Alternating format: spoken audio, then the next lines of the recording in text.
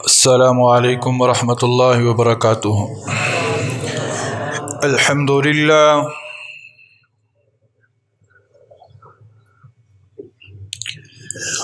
الحمد للہ وکفی وسلام علی عباده الذین اصطفی، اما بعد فاعوذ باللہ من الشیطان الرجیم، بسم اللہ الرحمن الرحیم۔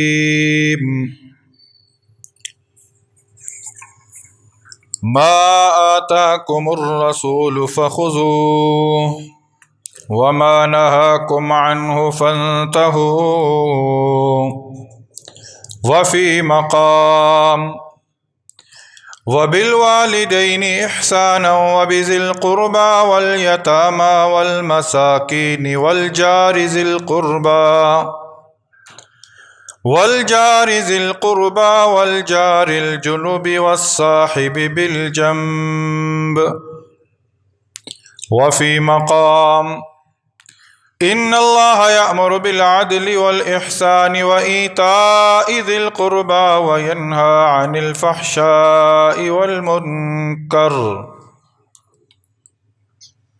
آمنت بالله صدق الله ومولانا العظيم وصدق رسوله النبي الكريم، ونحن على ذلك لمن الشاهدين والشاكرين والحمد لله رب العالمين۔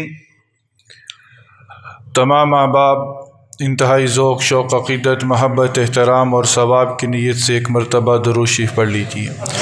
اللهم صل على محمد وعلى آل محمد كما صليت على إبراهيم وعلى آل إبراهيم إنك حميد مجيد۔ اللهم بارك على محمد وعلى آل محمد كما باركت على إبراهيم وعلى آل إبراهيم إنك حميد مجيد۔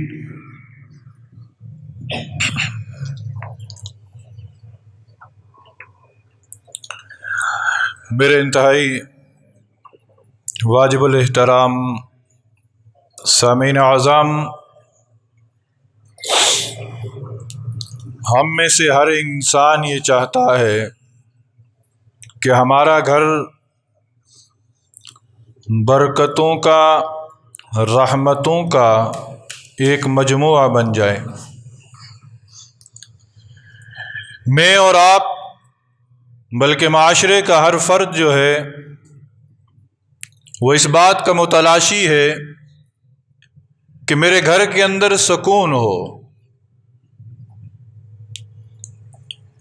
میرے گھر کے اندر رحمتوں کا نزول ہو، میرے رزق کے اندر برکتیں ہوں۔ آپ جتنے احباب یہاں تشریف فرما ہیں، آپ صبح سے شام تک اور شام سے صبح تک اسی تگ و دو میں لگے ہوئے ہیں کہ کس طرح ہمارے رزق کے اندر برکتیں آ جائیں، ہمیں خوشحالی والی زندگی نصیب ہو، ہمیں سکون والی زندگی نصیب ہو۔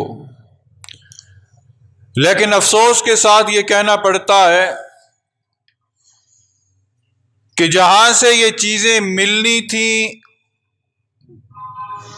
جس جگہ پر ان چیزوں کو رکھا گیا ہے، اس کی طرف ہم میں سے کسی کی نظر جا ہی نہیں رہی۔ جہاں سے یہ چیزیں ملنی تھی اس جگہ سے ہم تعلق کو مضبوط کرتے ہی نہیں ہیں۔ کہاں سے چیزیں ملنی ہیں؟ یہ ہمارے گھر کے اندر برکتیں کیسے آئیں گی، سکون کیسے آئے گا، رزق کے اندر برکتیں کیسے آئیں گی، معاشرے کے اندر اللہ کی رحمتوں کا نزول کیسے ہوگا؟ آج رحمتوں اور برکتوں کے دروازے بند ہیں، یہ کھلیں گے کیسے؟ ان دروازوں کو کھلوانے کا ریموٹ میرے اور آپ کے ہاتھ کے اندر ہے۔ وہ جو دروازے بند ہیں اور ان دروازوں پر جو تالا لگا ہے، اس کی چابی میرے اور آپ کے ہاتھ میں ہے۔ ریموٹ بھی ہاتھ میں، چابی بھی ہاتھ میں، لیکن ہم ان چیزوں کو استعمال کرنا ہی نہیں چاہتے۔ ریموٹ اور چابی سے یہ تالے کیسے کھلیں گے؟ آئیے قرآن اور حدیث سے پوچھتے ہیں۔ گزشتہ جمعۃ المبارک میں بھی آپ حضرات کے یہ سامنے عرض کیا تھا کہ اللہ رب العزت نے فرمایا کہ میں رحمان ہوں اور رحم کو میں نے اپنے نام سے نکالا ہے، جو اسے جوڑے گا میں اسے جوڑوں گا، جو اسے توڑے گا میں اسے توڑوں گا۔ نبی کریم صلی اللہ علیہ وسلم سے پوچھا گیا، اے اللہ کے نبی، سب سے افضل انسان کون ہے؟ کون سا انسان سب سے افضل ہے؟ نبی کریم صلی اللہ علیہ وسلم نے فرمایا، جو میرے سوا کسی کی عبادت نہیں کرتا، امر بالمعروف و نہی عن المنکر کرتا ہے اور صلہ رحمی کرتا ہے۔ صلہ رحمی وہ ریموٹ ہے، صلہ رحمی وہ چابی ہے کہ جس کے کرنے سے برکتیں ہی برکتیں نازل ہوں گی۔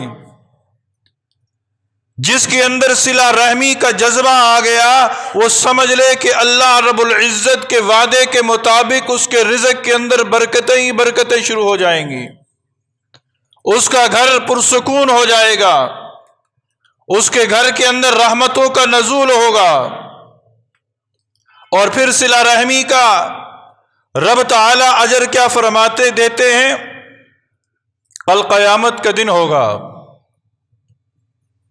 آپ نے بارہا سنا ہوگا کہ بہت سارے لوگ اللہ تعالیٰ بغیر حساب کتاب کے جنت میں بھیج دے گا، بغیر حساب کتاب کے۔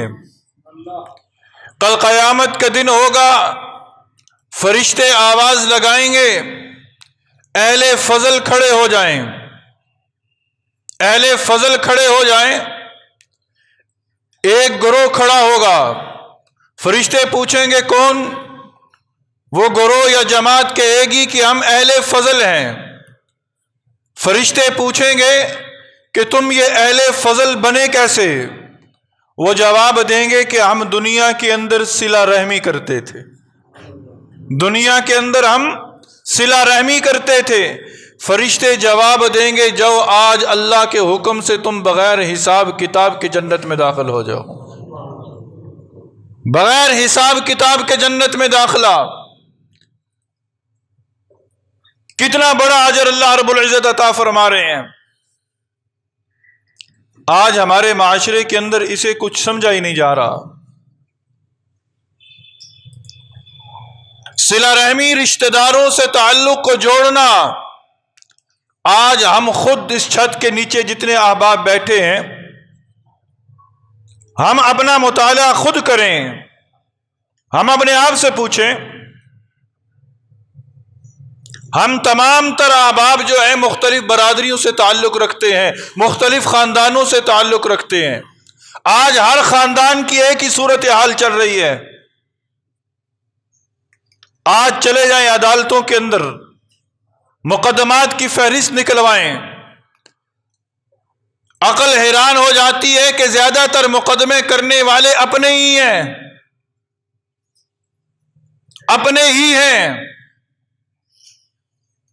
بھائی نے بھائی پر مقدمہ کیا ہوا ہے، چچا نے بھتیجوں پر مقدمہ کیا ہوا ہے، ماموں نے بھانجوں پر مقدمہ کیا ہوا ہے۔ یہاں تک کہ افسوس کے ساتھ کہ آج اولاد اپنے ماں باپ پر مقدمہ بازی کر رہی ہے۔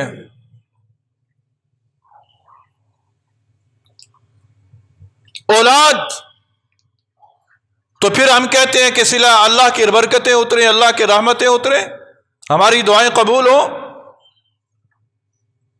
آج یہ کیوں گلہ کیا جاتا ہے کہ ہم جس چیز کو ہاتھ لگاتے ہیں سونا بھی ہو وہ مٹی بن جاتی ہے؟ حالانکہ ایک دور وہ تھا کہ جس چیز کو ہاتھ لگاتے تھے مٹی کو بھی ہاتھ لگاتے تھے، سونا بن جاتی تھی۔ آج اس کا الٹ ہے۔ الٹ اس وجہ سے ہے کہ ہمارا معاملہ اپنے رشتہ داروں کے ساتھ ٹھیک نہیں ہے۔ اللہ نے جب کہا ہے کہ جو جوڑے گا میں اسے جوڑوں گا، جو توڑے گا میں اسے توڑوں گا،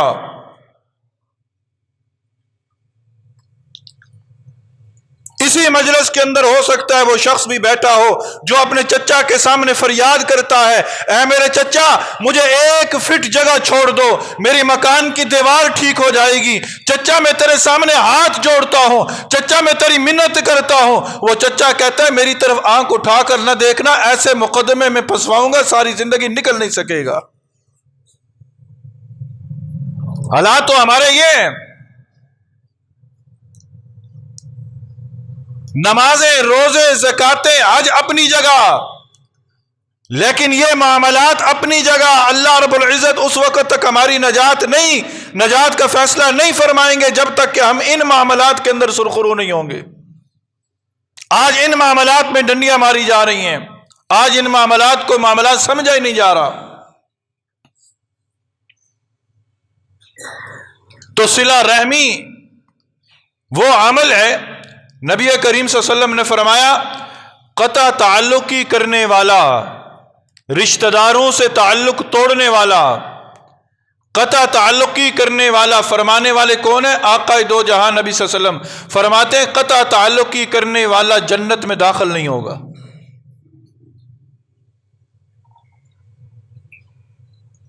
جنت کا دروازہ کھلے گا، جنت کی کھڑکی کھلے گی، 500 سال کی مسافت پر ایک بندہ ہوگا، جنت کی خوشبو سونگھ لے گا، جنت کی خوشبو سونگھ لے گا، لیکن رشتہ داروں سے تعلق توڑنے والا سن لے، وہ جنت تو کیا جنت کی خوشبو بھی نہیں سونگھ پائے گا۔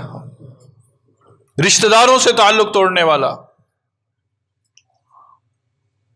آج ہمارے معاشرے کے اندر کتنے تعلق توڑے جاتے ہیں چھوٹی چھوٹی باتوں پر، چھوٹی چھوٹی۔ آج ہم خود موازنہ کریں نا، آج ہم اپنے ساتھ خود تکرار کر لیں کہ میرے ساتھ میری برادری کے کتنے لوگ ناراض ہیں، میرے ساتھ میری برادری کے کتنے لوگ راضی ہیں۔ میں چاہے جتنی مرضی نمازیں پڑھوں، ذکر اذکار کروں، تسبیح پہ تسبیح پھیرتا چلا جاؤں، اگر میرے رشتہ دار ناراض ہیں تو پھر ان نیکیوں کا کیا فائدہ؟ وہ شیخ خراسان کا واقعہ سنا تھا نا کہ حرم پاک کے اندر رہنے والا وہ شخص جس کے زندگی کے 24 گھنٹے بیت اللہ کے سامنے گزرتے تھے، کئی مرتبہ وہ در ملتزم پر چمٹ کر اس نے دعائیں بھی مانگی ہوں گی، باب رحمت کو بھی ہاتھ لگے ہوں گے، حجر اسود کے بوسے بھی ہوئے ہوں گے، مطاف کے اندر طواف بھی ہوا ہوگا، اس گھر کی زیارت کے جس گھر کو صرف دیکھنا ہی عبادت، اس کا انتقال ہوا، کسی نے خواب میں دیکھا، گرفت کے اندر، پوچھا وجہ کیا ہے، کس معاملے میں تم گرفت کے اندر آئے ہو؟ کہا کہ میری بہن مجھ سے کسی معاملے میں ناراض تھی، میری بہن مجھ سے ناراض تھی۔ آج دیکھ لیں ہمارے معاشرے کے اندر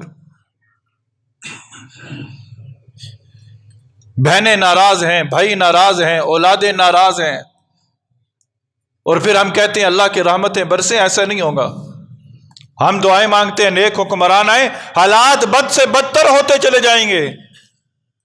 اگر حالات کو ہم نے سدھارنا ہے تو یہ ہمارے اپنے اختیار میں ہے۔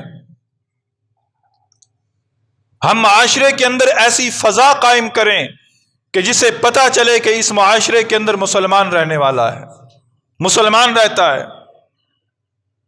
دین اسلام کی ابتدا ہوئی نا، کلمہ پڑھا جن لوگوں نے نا، انہوں نے اپنے آباء و اجداد کے قاتلوں کو معاف کر دیا، معاف کر دیا۔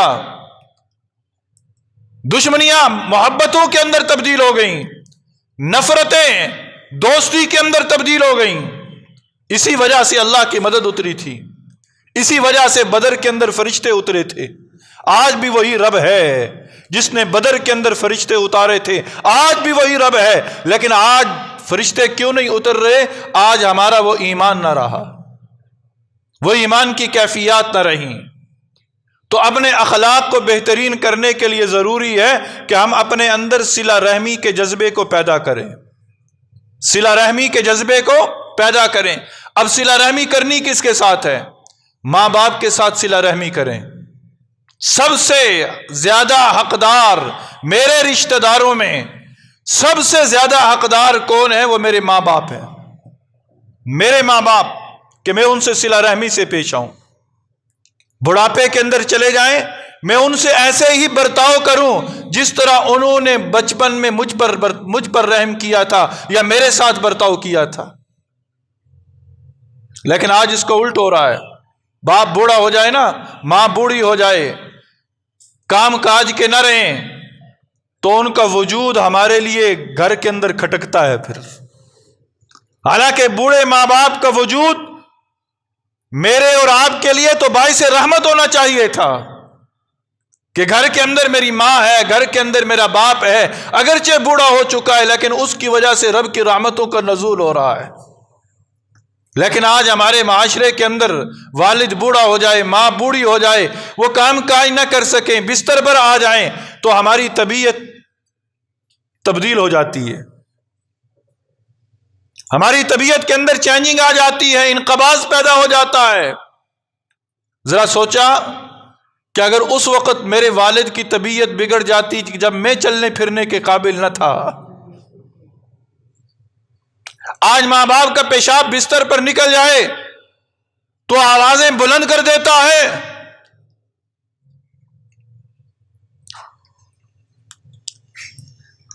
آج تیرا باپ چلنے کے قابل نہ رہے، آج تیری ماں ایسی حالت میں چلی جائے کہ خود ہاتھ نہیں ہلا سکتی، تو تو کہتا ہے کہ میرے گھر کے اندر وبال پیدا ہو گیا. شرم کر، دیکھ اس وقت کو کہ جب تیرا پیشاب نکلا کرتا تھا، اگر تیری ماں تجھے اٹھا کر گھر سے باہر پھینک دیتی تو تیرا بنتا کیا؟ جب تیرا پیشاب بستر پر نکلا کرتا تھا، تیرا باپ تجھے گھر کے اندر نہ رکھتا، تجھے باہر پھینک دیتا، بتا اس وقت تو کیا کر سکتا تھا؟ یہ عدلے کا بدلہ ہے، جیسا کرو گے ویسا بھرو گے.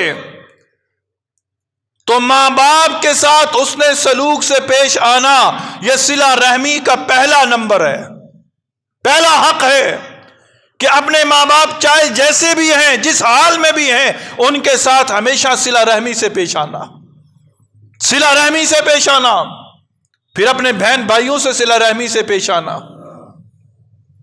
بہن بھائیوں سے صلہ رحمی سے پیش آنا، اولاد سے صلہ رحمی سے پیش آنا.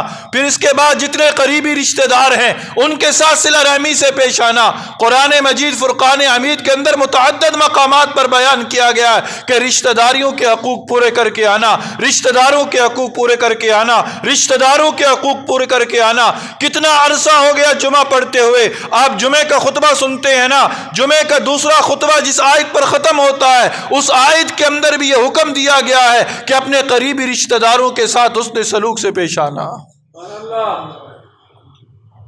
حضرت عمر بن عبد العزیز رحمہ اللہ کے دور خلافت سے لے کر آج تک اس آیت کو خطبے کا حصہ سمجھا جاتا ہے. اس کے بغیر خطبہ جمعہ مکمل نہیں ہوتا کہ ان اللہ یامر بالعدل والاحسان وایتاء ذی القربى. اللہ نے حکم دیا ہے تمہیں کہ رشتہ داروں کے حقوق پورے کرنا، رشتہ داروں کے حقوق پورے کرنا. خدا را اس معاملے میں سوچئے، کبھی وقت ملے نا تاریک کمرے کے اندر بیٹھ کر اپنے ماضی کے اوراق کھنگالیے گا، اپنے ضمیر سے خود پوچھئے گا کہ میرا معاملہ میرے رشتہ داروں کے ساتھ کیسا ہے. ایک بندہ کہتا ہے میں اپنے رشتہ داروں کے ساتھ حسن سلوک سے پیش آتا ہوں، میرے رشتہ دار میرے ساتھ حسن سلوک سے پیش نہیں آتے.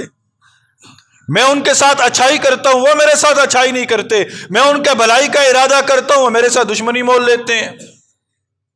نبی صلی اللہ علیہ وسلم کے سامنے یہ مقدمہ پیش ہوا تو نبی نے کہا کہ تم اپنا کام کرتے رہو، وہ اپنا کام کرتے رہے.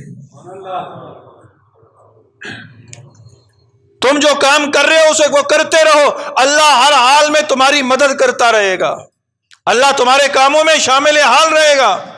ہم اپنا کام کرتے رہے. زندگی کتنی ہے؟ 50 سال، 60 سال، 70 سال. اس زندگی کی مشکلات سے اگر بچنا ہے کہ جس کا ایک دن 1000 سال کے برابر ہوگا تو اس 60 سالہ زندگی کے اندر یہ کڑوا گھونٹ بھر لیں. رشتہ داروں کے ساتھ محبت سے پیش آئیں. کوئی جو مرضی کرتا ہے کرنے دیں. کوئی کہتا ہے نا کہ اس نے میرا حق دبا دیا ہے، حق دبایا ہے اس نے میرا.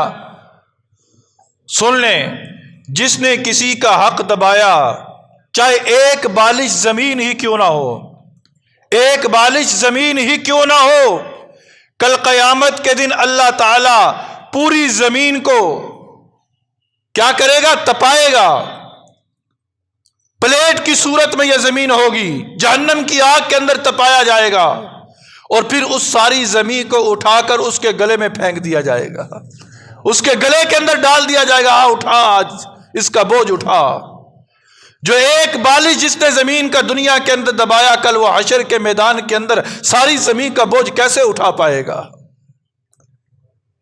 جس نے حق دبایا اسے بھی معاف کر دو، پھر بھی تم خسارے میں نہیں ہو، فائدے میں ہو، یہ گھاٹے کا سودا نہیں ہے۔ آج سب سے زیادہ نفرتیں اسی بات پر ہوتی ہیں کہ اس نے میری زمین کو دبا لیا، اس نے میری وراثت کو دبا لیا، اس نے میری جائیداد کو دبا لیا، اسی پر جھگڑے ہو رہے ہیں۔ پھر جھگڑے ہوتے ہیں، میں نے رشتہ مانگا اس نے رشتہ نہ دیا، ناراضگیاں۔ اور اللہ کے بندو، جس سے تم نے رشتہ مانگا اس نے تمہیں رشتہ نہیں دیا، تم اللہ کی رضا کے لیے اسے معاف کر دو، اللہ تمہاری اولاد کے لیے رشتے کا انتظام وہاں سے کرے گا جہاں تمہارا وام و گمان نہ ہوگا۔ تو صلہ رحمی کا جذبہ اپنے اندر پیدا کرے۔